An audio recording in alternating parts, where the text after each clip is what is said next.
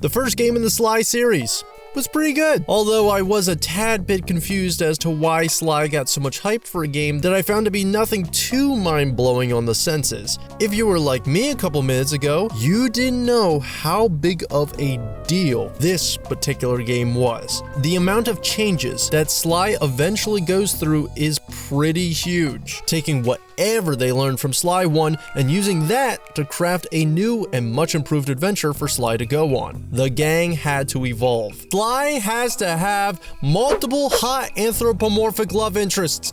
One wasn't cutting it anymore. Then who broke in last night and made off with all the clockwork parts? You've got the motive. Oh, Carmelita. You're not Hispanic anymore. What's the point anymore? Thankfully, fans wouldn't have to wait terribly long because in 2004, Sly would inevitably get his next big gig with his second title, Sly 2: Band of Thieves. We're tasked with finding members of a gang and we'll have to do everything in our thieving powers and with our thieving tasks to stop them with sneaky brute force. Going into this, I had not set any high expectations for Band of Thieves. I figured it would be more of what I loved with improved mechanics, better quality, and better player models that actually articulate better and not have player models suck their lips through a bottle's top. Band of Thieves was such a surprise smack in the face for me. Animations definitely got fleshed out and actually became appealing to look at. Every movement, action, and animation became bouncy, expressive, and adjustable, interactively talking amongst one another during gameplay, making interactions less abrupt, showcasing unique, crazy expressions instead of... Not only did the characters improve, but this scenery.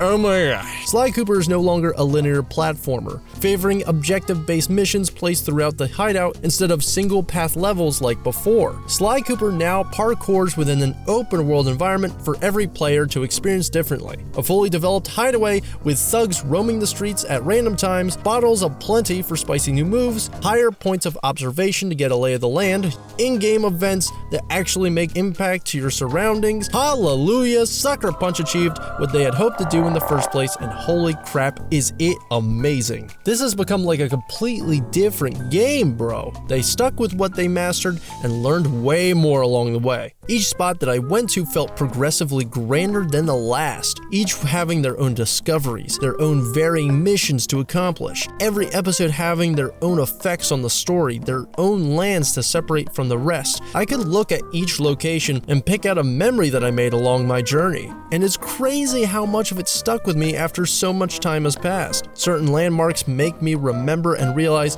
oh yeah, that's where I struggled for an hour. Oh look, that's where I had to restart the mission because the enemy got stuck in a spot he wasn't supposed to be in. Dude, that's where the game decided to kill me in the middle of a cutscene because I guess the in-game universe didn't want to pause while I was in the middle of doing something else that the game required me to do. I got an achievement for dying. Any path that one player takes while playing this is never one the same as any other player. Someone else's playthrough will never play out the exact same as yours. There are numerous ways to handle some of the objectives, and I find that it adds a lot of replayability to it. There might have been an easier way to handle a particular mission, but I would have never known. As long as it meets the requirement, there is no real right or wrong answer to bypass a situation. Except when the game stops you abruptly to tell you that you f***ed up, but other than that, think outside the box as much as you want. You want to know something else that's cool? Turtles. I like turtles. They move so slow and diligently, and they have hard shell designs covering their disgusting soft squishy bodies. What's not to love about turtles, dude? God, I want to fucking puke looking at that. That's the other plus to this too. No, not the puke. The rest of the Sly gang officially get their own time to shine as fully playable characters this time. Irritating Nerd and Dumbfounded Hippo have now become playable. They don't just talk from the sideline anymore. They actually move their asses out of the van and onto the battlefield, prepared with their own set of unique abilities and utilities to pull off the perfect heist. And let me tell you, the diversity in gameplay and what makes thieving so great got its paid dues. Thieving is fun and all, but absolutely destroying hordes of enemies with your hippo fists definitely spoke closer to my soul. With all the members of the gang joining together for Sly's fight, Nothing has felt closer to achieving a full mastermind bank heist quite like this. Sly is his usual sneaky self with his majestic cane combat. Complementing his love for his riches is our much needed ability to pickpocket our local enemies. Murray, being the brute that he is, goes all out on the offense, sacrificing stealth in favor of his chaotic fighting style, stomping out his foes by launching them into the air with a single stomp and sending them into next month.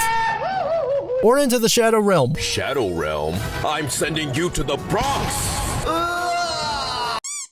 Ta-da! Bentley's the more tactical member of the group, performing stealth better than Murray but is nowhere as close to Sly's master maneuverability. He's also too weak to fight anything bigger than a Chihuahua turd, so to help out for the strength that he lacks, he carries a crossbow with him at all times. Bentley has a much larger access to tons of gadgets to clean up the evidence. For me, Bentley was my least used character since he was essentially a stripped down Sly Cooper, but still, it was a joy to have a choice in personality and movesets. I also love how Bentley and Murray run and sneak around places. Murray has no problem confidently charging around the place, but when it comes to sneaking, him gently tiptoeing is funny as hell to me, trying to condense himself down within small spaces. He is a whale playing hide and seek. Bentley, on the other hand, has his funky Ed and Nettie ass run, made better with a fully loaded crossbow shoved in his hands. Every member has their own abilities to obtain and equipped instead of scrolling randomly through a move list as if I'm playing a fighting game that I'm never going to learn. You now possess a choice to pick and assign particular moves onto button prompts that best suit your playstyle. Pack some cool new heat into your arsenal, add new traversal options,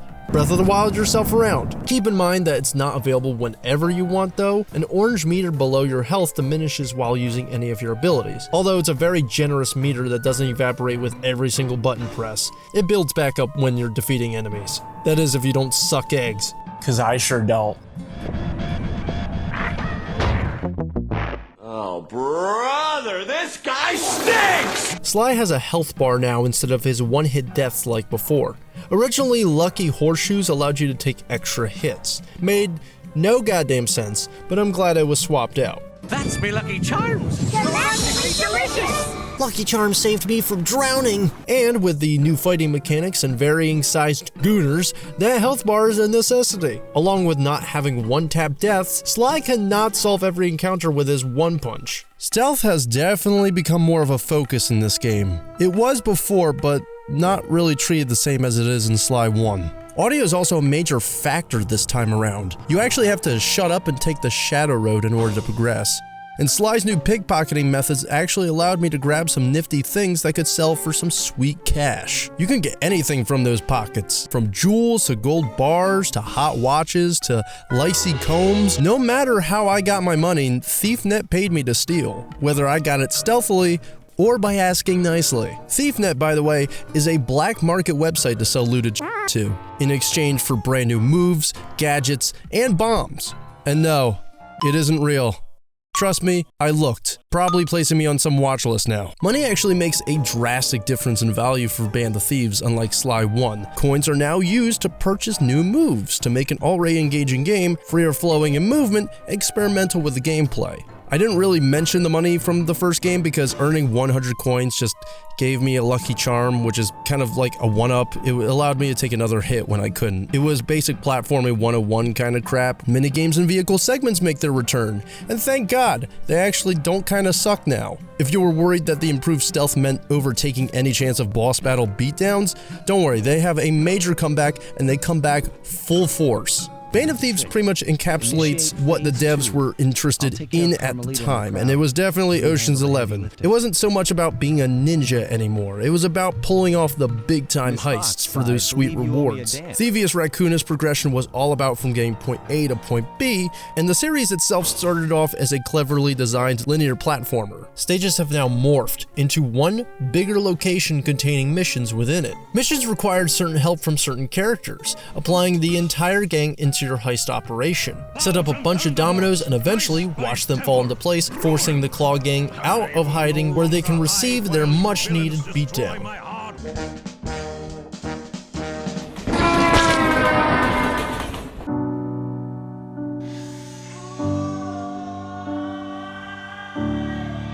Voice acting improved with the VO actors having a better understanding of their character motives and traits, resulting in more amusing interactions with one another. Greetings, citizen. I hope you weren't harmed by my meteoropic entrance. No, Murray, I kept at a safe distance. Good, good. Show your bling and let me shine you. I have no idea what you're saying. And your suit sucks. That fellow is very graceful. If only you moved spice shipments as well. Silence. My head. Who? What? Is this heaven? Sorry, pal. You're no angel. That's Sly Cooper. Such a complex and rebellious mind. A month or two in the hole should break his spirit. There is no escape. Slowly, the reality of his captivity will set in, and I'll get to work on his mind. Inconceivable! She's no healthcare professional! Enhanced transitions, enhanced comic book cutscenes, along with comic exclamations to indicate a defeated enemy for that extra spoonful of charms to help your anger go down.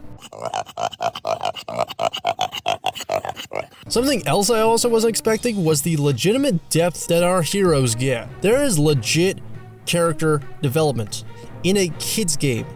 In this economy, this wasn't just Sly's story anymore. Everybody had their own desires, drives, and moral questioning. Claw Gang members actually talk and plan amongst each other, like they are a part of something greater. We even get some villains taking up 2 whole damn episodes. Or just straight up throw multiple villains within the same episode to establish connections. In episode 4, Sly and friends get separated. Bentley is the only one free and must handle everything single-handedly. They experienced loneliness again since the orphanage days. The gang's all here. This isn't just the mindless violent story from 1. This felt real, surprisingly grounded for a goddamn cartoon about 3 animals putting their lives on the line for their fellow brethren. I thought Wonder Pets was the only cartoon that did that. I felt feelings for this rebonding family of orphans, especially for Murray. Super glad they steered Murray away from being Sly's imitator role model and actually making him a charitable, beloved doofus who makes up his lack of brain with his overpowering hippo strength. No longer is he this slow-thinking scaredy cat who scampers his chunky ass away from danger and is given the same length of dialogue as an introvert socializing at a party. Murray has transformed into the Murray. This is it? This is the Cooper gang I've heard so much about and feared these long hours? The Murray will renew your fear. Who's the Murray? Well, I drove to this hot dog stand for a quick snack, and the next thing you know, I'm getting challenged to a race by these gangster dogs. The Murray stands as his own entity. The Murray has asserted himself into this new direction. The Murray has made some serious death threats to the writers to assure me of my deserved character development. Every member of the Claw Gang were just as devious and wickeder as the original 5, Dimitri being my favorite of the bunch this time. A young and shunned artist turned into an underground sleazeball who loves nightclubbing, attempts to be hip with the people, and constantly providing evidence of English to be a second language. Clockwork will never again see the light of day. Just hand over the tail feathers and we can... What is this with clocks, bro? Have you no vision? Are you hearing what I beam to you? I enjoyed 100%ing this game way more than I did with the first game. I earned 100% without even trying to. Plus the fact you get some really cool stuff for beating the game to completion. Behind the scenes footage and bits of content that were made revolving around the release of this game. Mainly advertising stuff and whatever the hell this is. Hey! Please, I dig rappers, not raccoons.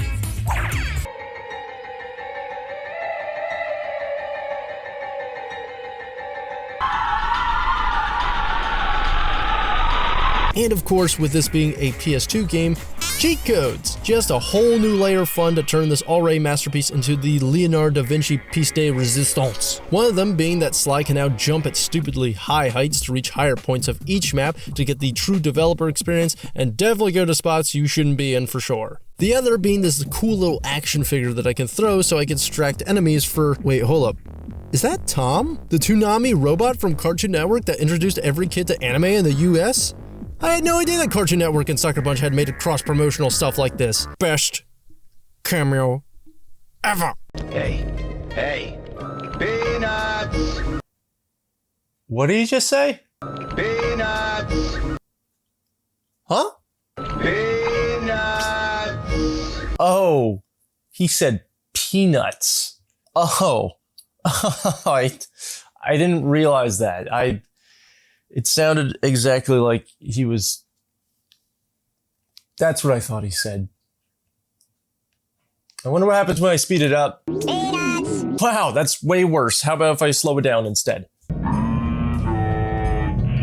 Like, I don't know what else that sounds like. It does not sound like peanuts for a first guy. I'm leaving. As soon as I saw all three members of the Sly gang running in unison, cooperatively and frantically chatting about the next plan of action while the gameplay was still actively going, I knew that Sucker Punch had taken care of unfinished business. The jump from 1 and 2 is ridiculously insane. They enhanced everything from 1 while piling new twists for mechanics, behaviors, characters, and story. This game genuinely blew my expectations out of the goddamn water. And Sucker Punch was like, oh, what's that? First game being 5 hours is nothing to you? Fine, rocket that closer to 15 hours. You happy now? Sly 2 is considered by many people to be the best in the series. They might even go as far as to consider this the greatest game on the PS2, period. I don't know if I would personally agree with that, but I certainly wouldn't argue against it either. Sly 1 now feels like the demo for what the actual Sly series was going to be like. Sly 1 isn't even necessary to play to understand 2. They explain everything in the prologue. It's a win-win for longtime fans and for anyone who decides to pick this up randomly without a second thought. It really felt like Sucker Punch was held back for the first project. With this game though, it shows. It shows how much they learned about the PS2. Sly 2 holds up so incredibly well. I kind of don't like Sly 1 now. If anything, I have an increased appreciation for Thievius Raccoonus because without that first game, Band of Thieves wouldn't exist. Thievius Raccoonus walked so Band of Thieves could run. And now with the sequel done and out of the way, I am one game away from finishing the Sly trilogy on PS2. So you know what that means?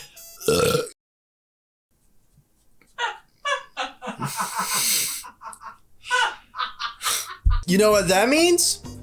Yup, I'm gonna be playing something else now. I'm tired of this cartoon bullshit, so I'm just jumping right into Doom because that is way better than— I'm kidding, of course. Bitch please, you think I'm stopping at 2? I'm not done with Carmelita yet.